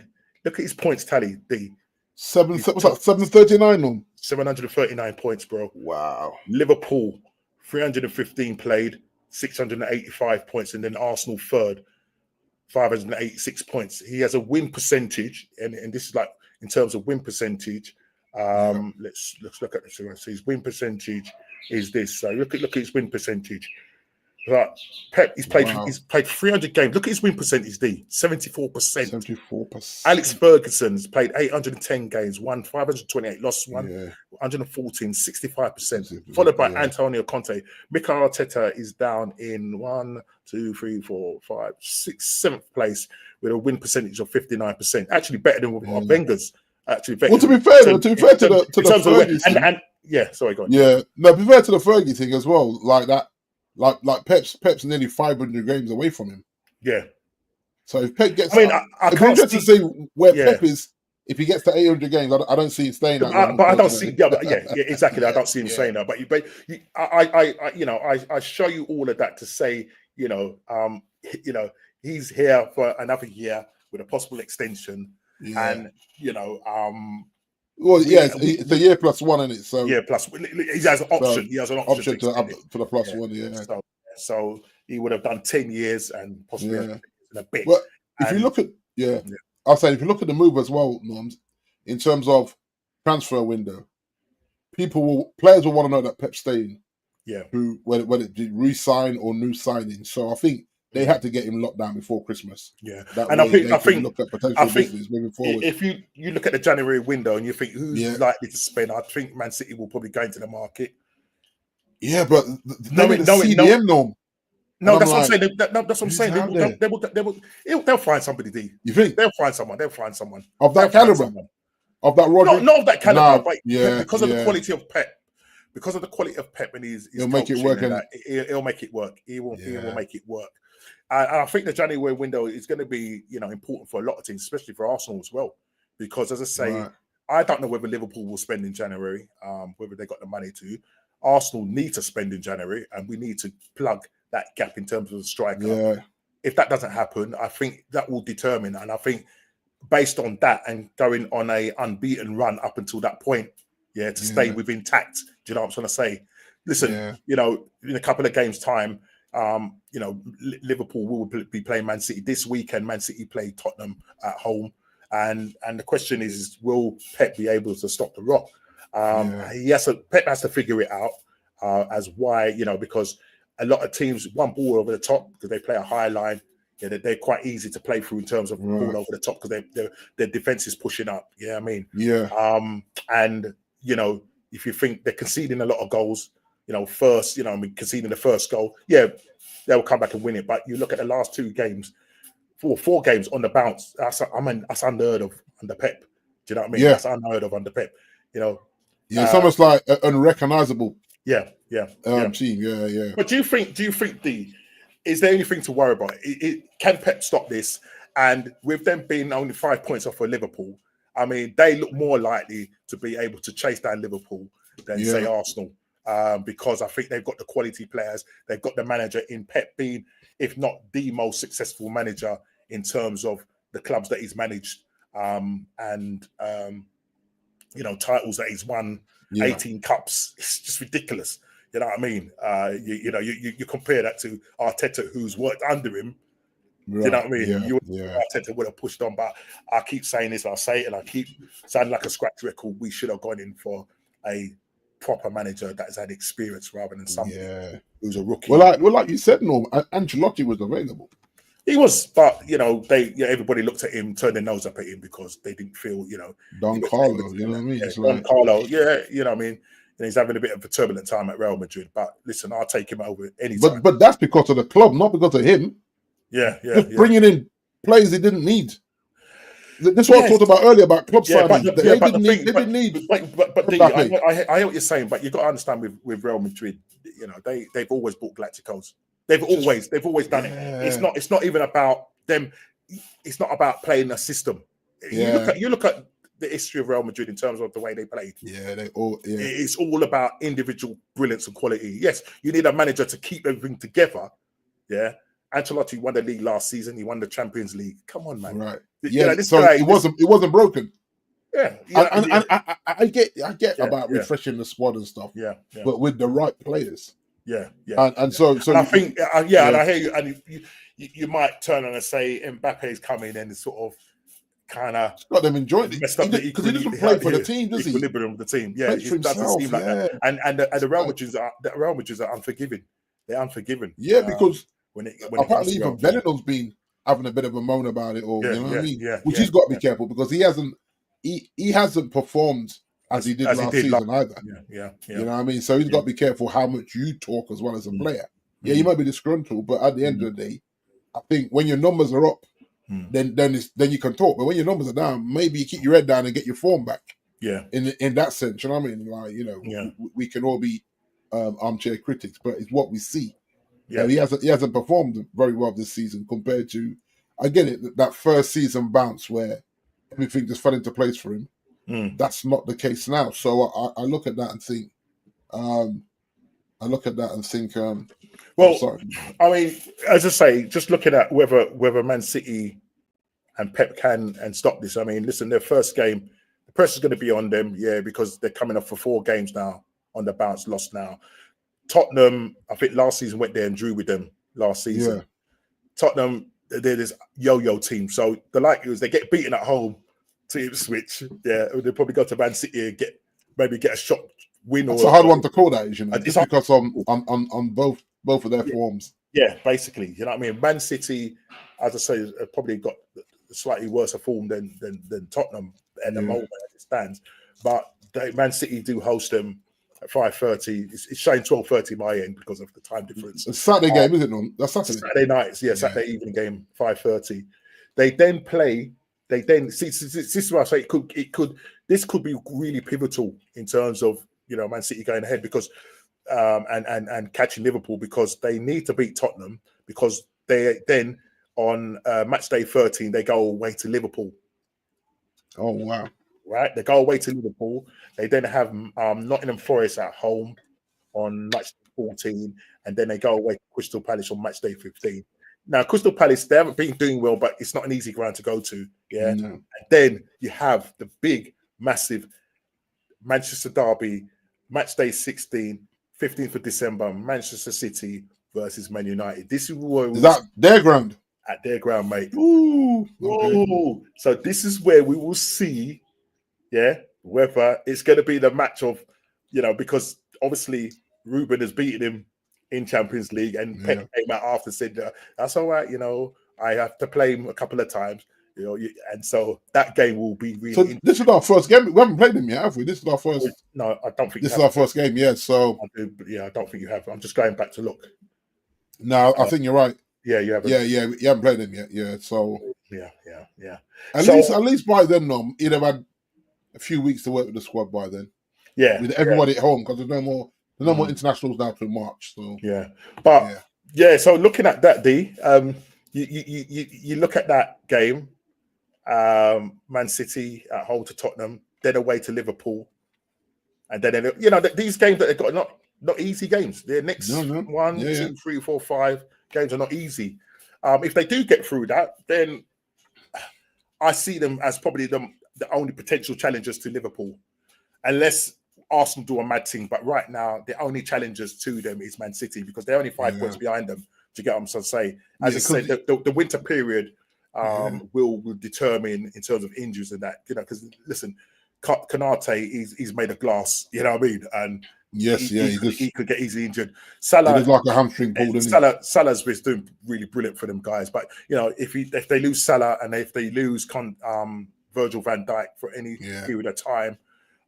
Trent at the moment, he's nursing a hamstring. You've got Alisson, but listen, Kelleher has come in and done a brilliant job for Liverpool. Yeah. So, you know what I'm saying? But it's going to be interesting. So, I mean, in your mind, do you think that Pep can stop the rot, looking at these next lot of fixtures, or do you think it continues, or will it be a bit of a bumpy ride still? Based on the I think I expect a bumpy ride until he gets to the January transfer window. But if he stays in touch, because remember, teams can win ugly. If he can win ugly, and then get some transfers in January, then City are going to be thereabouts again, aren't they? Yeah. And then I just don't see Liverpool going all season without injuries to some key players. They always get injuries. I mean, Liverpool will drop points. Man City will drop points, and Arsenal will drop points. But it's how much points, you know what I mean? Who will drop the most, you know what I mean? They say Liverpool have got that 9-point cushion plus the goal difference and that. Arsenal just cannot afford. You know, every game now for us is like a final, a cup final. Do you know what I'm trying to say? So there's that added pressure for us to do it. And we need all our players back. And we need to start performing, and we need to start playing how we played last season, because as I said, we're just moving players around, and for me it doesn't seem to be working, and we don't seem as fluid as we were last season, and it's very frustrating to see. And you know, Edu is left the house, and now, you know, we need a sporting director. You know, what happens in the January window in terms of, you know, who goes ahead. I mean, I know they've probably got someone as coming as an interim who's really inside. Yeah, if they're going to actually go and do it, or will it be Arteta looking at doing that? But we do need a striker in January. We need a striker in January, and the rest of the team now need to hit some kind of form now, because at the moment we've just been playing, as I said, with the handbrake on, and that now handbrake needs to come off now. We need to Arteta needs to let this team play now. Do you know what I mean? Because we're just not the same. We're just not the same. But I mean, I look at it, and I'll definitely agree with you with regards to it might be a slight bumpy ride until the January window for Pep. And if Liverpool are consistent right the way till the January, then I can see Slot winning the league. And if he wins the league and we come third or fourth and don't win anything, then I tell you, if he wins the league, adios, Mr. Arteta. That's a problem, you know. It's a if problem. He comes in and wins the league in his first season, that's a problem. It's a problem. It's a problem. Yeah. It's a problem. It's a problem. That's for all our teams. That's his phase one. Yeah, exactly. Yeah. You can't come in phase one and win the league. Yeah. I mean, I know people are going to turn around and say, yeah, you're taking over a team. But last season they dropped off. And I think for me, because they dropped off last season, and with them having a new manager coming in, I thought that their season will just taper off. But they've just gone from strength to strength. And for him to come in and do that and win the league, hats off to Slot. Yeah. And they didn't spend at all. You know what I mean? They haven't spent yet. If they do, they might go and spend in January. Who knows? Yeah. And then it's just going to get tougher and tougher, because come next season, D, you're going to have, there's good quality managers in there. Pep is going to stay. You've got Ruben, who's a very good manager tactically. Yeah. Man United are going to spend in the summer. You know what I mean? Newcastle, Chelsea, you know, look at Maresca. Yeah. This is his second team, you know, in terms of managing. Yeah. Aside from that, you know what I mean? You know, he got Leicester promoted and winning the league. You know what I mean?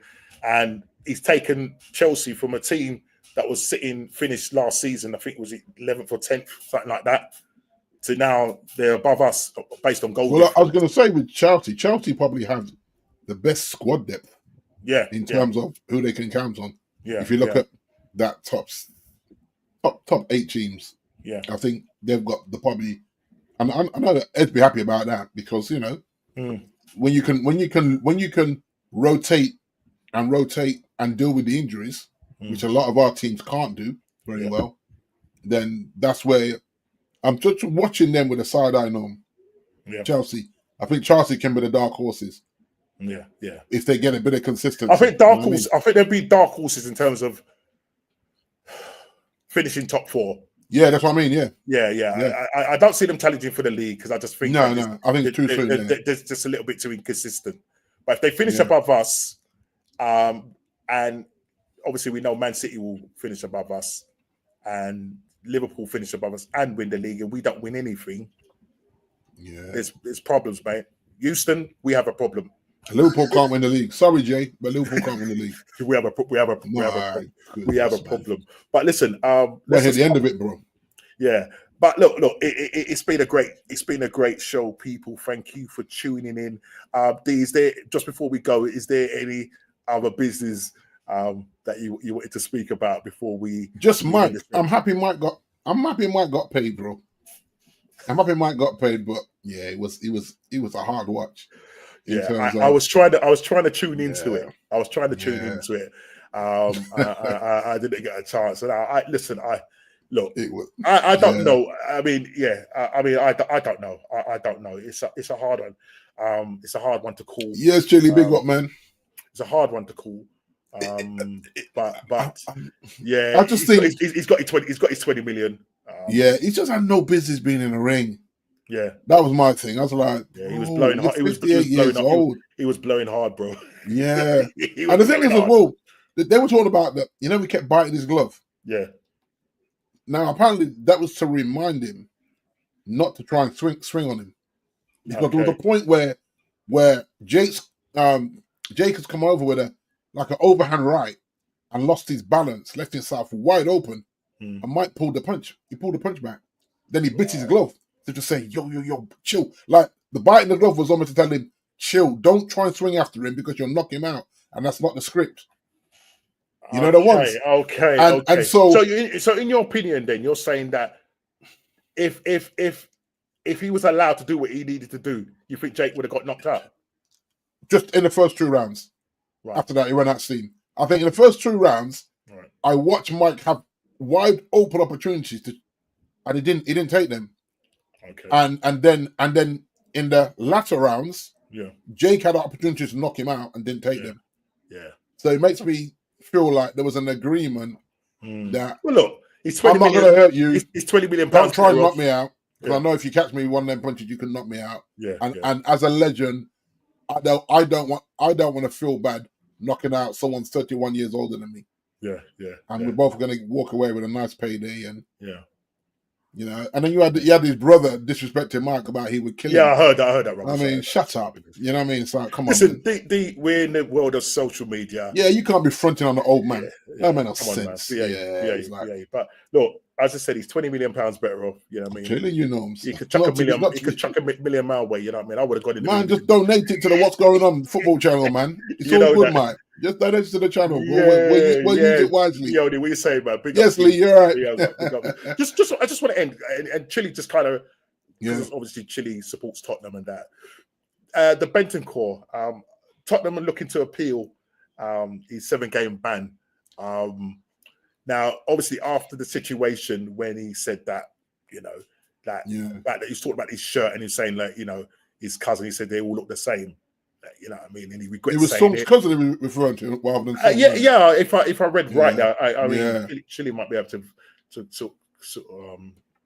update us on that. But the fact that he was saying that they all look the same, and obviously, the UEFA or whoever, I think it was, I don't know if he was away on international duty or what it was, but obviously, he was pulled up about it and he knew that a ban was coming, but how long this ban? It's a 7-game ban.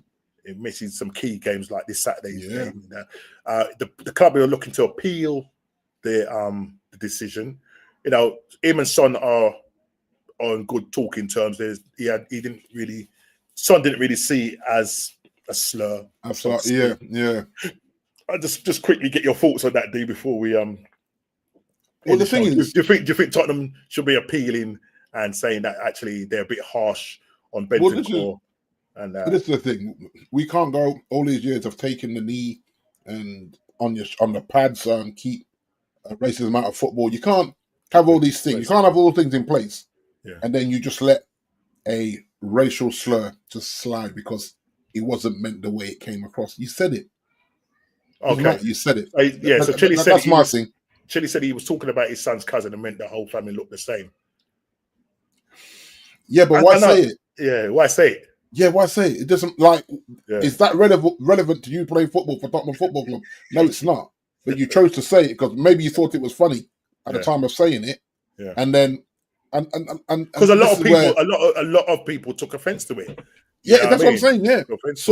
So if people are taking offense to it, then the FA cannot ignore it. Unfortunately, Is 7 games a bit harsh? Maybe it is, but it makes an example. Then stop saying foolishness to the press. Yeah, because you won't get a 7-game ban and hurt your team. There's people talking about the Enzo situation when he was on. Yes, now that should have been dealt with as well. Yeah, but it hasn't, though, has it? No, and so again, you can't pick and choose. This is where Tottenham have a right to say.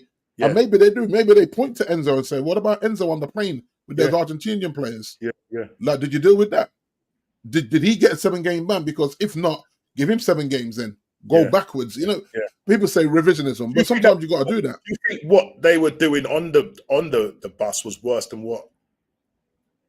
I know. Because okay, Bentancur's probably doing an interview. And he said it, maybe he said it tongue-in-cheek, a bit light-hearted. But then everyone's like, whoa, you can't say that, mate. Yeah. These guys were celebrating and singing that nonsense. Yeah. So I think that's it. I'm not even trying to put racism into a box. But I'm saying, to the eye, the playing thing looks even worse. Yeah. Because it's like there's enjoyment to saying it. He's saying it in a interview, and they might say, "Well, no, he said it in without realizing, maybe just that." Actually, mate, yeah, that don't sound quite right. You maybe should have said that. And so if Tottenham got any sense, Tottenham will go back to the Enzo thing and say, "Okay, we'll take the 7 bans, but you might want to watch that video again, FA, and decide if that's not worth 7 bans." Outcomes you've come in, and instigated this rule and ban on Bentancur, but you've done nothing whatsoever about the Enzo thing, and this is where there's the inconsistency is. And and that's what I was going to say. Just how we say we want consistency in VAR, I bet the same for this as well. Yeah. That way, no one's overthinking the sport. They know that if you go away on international duty and you're in your own country and you're talking to your own press and you say stuff that you think is cute, and then when it gets translated back to English, it's very offensive. Bam, you're going to get your 6-7 game ban. Yeah, it stops players from because what happens is, for whatever reason, they just get loose tongued in their own country because they're away from the clubs. Because I'm not sure he would have said that in a Tottenham press conference before a game. Yeah, you know what I'm saying. So I think maybe he got set up. You know what the press are like; they always want a story. Maybe he got lured into saying that, and they were joking about it before they went live with the interview. But common sense will tell you that once it's translated, however it comes out after that translation, may not fare well for you. So and pressure, he has to be sensible. Yeah. He's not sensible. No. And obviously pressure was put on whatever organisation to act, and FA had to act. But as I said, why didn't they do the same for Enzo? And that's where the frustration. But like I say, if I'm Tottenham, I'm taking a 7-game ban. That should be doable. And I'm writing to the FA and say you need to go back and watch that video. Yeah. And let us see you keep the same energy. Yeah. And give him a ban over the Christmas period. There you go. Yeah. You're locked in for 6 games over Christmas or whatever, however they deem it. But I think 7 feels excessive, but it makes a statement to say that we're not going to tolerate this. And so yeah, if I'm Tottenham, if I'm whoever, their lawyers, their PR people, I'm going straight back to them saying, okay, we're not going to appeal this, but now you've got to address that. Yeah. And we'll wait. And if you don't address it, then we are going to appeal it. But then, like you say, he's missing key games now. Yeah. Because he thought he was cute in an interview. Yeah. And even if Song comes out and says, nah, Bentancur, he's cool, man, he's good people, man. I know he didn't mean it like that. It don't matter. Because it's about the wider audience. About the wider audience, yeah. Right. So the wider audience says, hold on, mate, you can't say that. You know, like the N-word, whatever. You can't be saying that in an interview. Exactly. Even if you're joking. Do you remember when, who was it that put the gorilla emojis? Was it Garnacho? You remember last season? Right. Same thing. What are you doing, bro? Yeah. For, was it Anana? Was it? To do with Anana? Yeah, Anana's like, well, he's very dark skinned, but he's not a gorilla, brother. You know what I mean? Like, come on, bro. Like you've been to the zoo, surely. Everyone's been to the zoo at least once. Like, he's not, he doesn't walk on his knuckles. So let's not do that. And so, you know what I mean? And so that's why he got wrapped to say, it's just his country. But we know, allegedly, that Argentina can be a very... What's they did the same thing as well. the guy, Bernard Silva, did he remember? Bernard Yes, Silva, he did. Yes, he did. so, Yeah. With So, Mendy. Mendy, right? Yeah. You know, I don't know what it is, if it's They ignorance or forget what. themselves, Norm. Yeah. And there's consequences to actions, as we know, in any walk of life. So yeah, he's got to take the one on the chin. I know it hurts Chili's boys, because you know he's a key part of that squad going forward. But yeah, he's let himself down there, unfortunately. And they just need to be briefed on international duty. Just go play football and keep your mouth shut. Don't talk. Don't talk. Exactly. Don't talk. But people, listen, it's been a fantastic show, D. I really appreciate nice one, bro. Yeah, even though it's freezing cold out in thingy, I've got another few days before I fly out of Jamaica back into the very cold temperatures. Yeah, you're gonna feel that for a few days. I know I'm gonna feel that, man. You know that already. The jet lag and everything's gonna kick in. But people, before you go, please subscribe, hit that like button. The game week 12 weekend games are upon us. We need to absolutely you know, get back. Hold on a minute. What's Chili saying there? If you have a brother and Norman says to me, D's brother looks nothing like him, and I reply, yeah, they all look alike. Talking about you and your brothers and cousins, is that wrong? I don't know. You know what? I hear what you're saying. You know, Chili. Yes, Sorry, I didn't see Chili's thing because I had some other tabs open. But yeah, if you look at it that way, Chili, I think what it is you know, sometimes when they say they all look the same, I think it's that I don't know. It's. I mean, how often we had it? Are you blacks all the same? Yeah.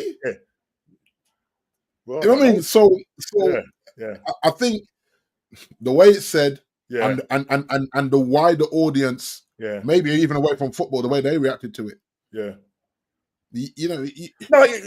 Chili makes a very good point. No, it's a great point, Chili. That's a great point. Yeah, and it's something to us to go away. And it's just unfortunate, Chili. The whole thing's unfortunate, and that's why I said just stop talking. Sometimes it's just best, Chili. Sometimes it's best to say, you know what. Yeah. No comment. No comment. Yeah, I plead the Fifth Amendment. Yeah, I'm done. Yeah, and don't get yourself in trouble. Yeah. That's the way it's just, I think within the racism and things that have gone on in football, it's just too sensitive at the moment. Yeah. So any comments say, oh, they all look the same from wherever. Yeah. Oh yeah, you've been there. Yeah, they all look the same. No, we don't. Yeah. And so, you're kind and all that. You know, just certain words that people say. You're kind.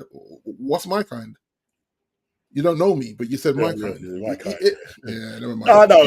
And then sometimes it's the wet wording and how people perceive it and etc. Yeah, it is what it is, man. And as I said, the best thing to do is plead the Fifth Amendment and say, let's just keep it to football. Yeah, done. But listen, people, as I said, hit that like button, subscribe and share if you're new. As I said, the weekend games are ahead of us. Chile, you've got a massive game away to Man City, your second team. Don't know who you're going to be gunning for, but it's going to be interesting. For the Western Going On podcast, guys, don't forget to put in your prediction, game week 12 predictions for this week. And I'm sure D is not going to nick your score prediction. Now you can have it, mate. They mugged me off last time. You can have it, Chili. You can have it. Just seen Article is coming on loan to Arsenal. Okay, so let's see what happens. That's in January. Here's mine incoming. There you go. Now.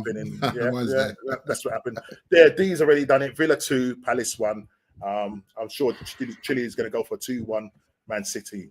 We'll see what we'll see what. But people, hit that like button, subscribe and share if you're new. I say massive games. Arsenal need to get back on track. Need to get back to winning ways. You know, yes, we've got a couple of players still out, but we need to get back to winning ways. We need to now go and play without the brakes, handbrakes on now, and play like we did last season. And let's bring some kind of smile to our face. But look, as it stands, I'm looking at Liverpool and saying, bro, they're looking like the likely ones at the moment, unless something miraculous happens going into the Christmas period. But listen, people, take care. God bless, and we'll see you next week. Take care.